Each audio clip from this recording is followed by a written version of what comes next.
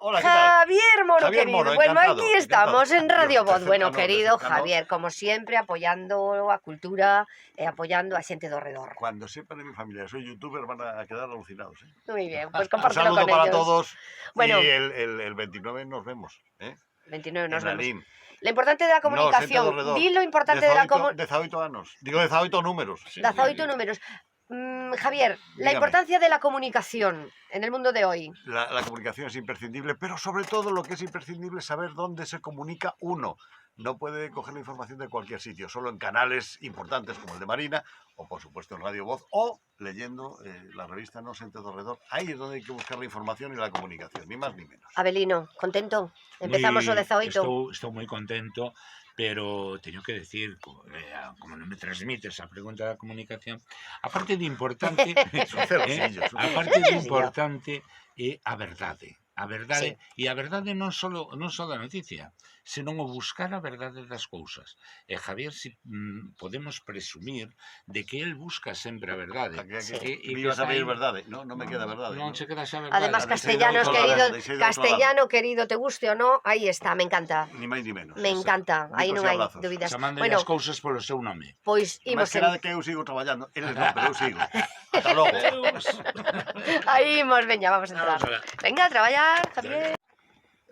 Vou falar xa para Canal Cultura, Marina Sánchez, Canal Cultura.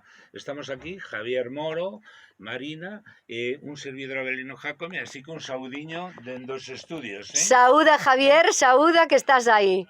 Miles de escuchantes. Sí, señor. No, eso non vai mudar, o acto vai... Alguén xa pide.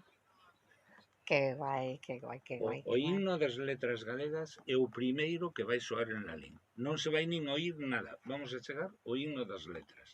E despois Marina, pois xa nos meterá ela en cuestión.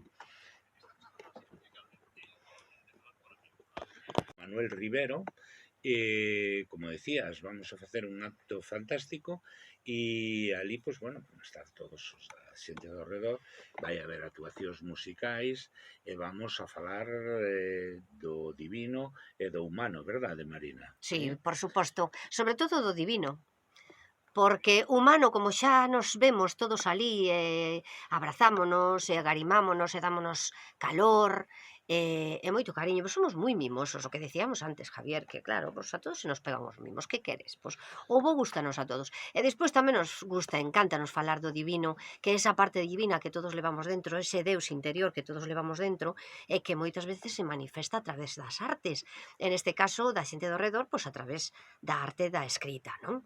E, como non, da música, como decíades, polo himno, as letras meu, por o himno que compuxo agora Armando para a xente do redor e para todos os músicos que nos acompañan.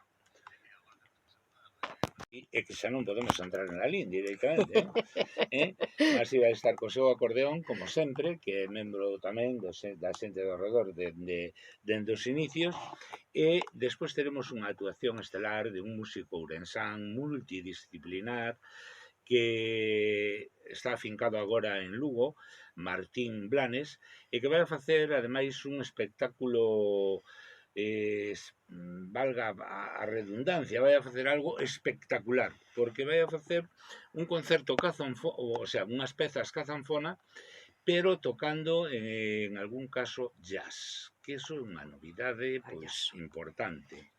Un vídeo que publicou en YouTube, non sei cantos millóns de visualizacións, sí. E está, pois, bueno, neste momento, pois, nos periódicos estáse falando del precisamente por esa idea.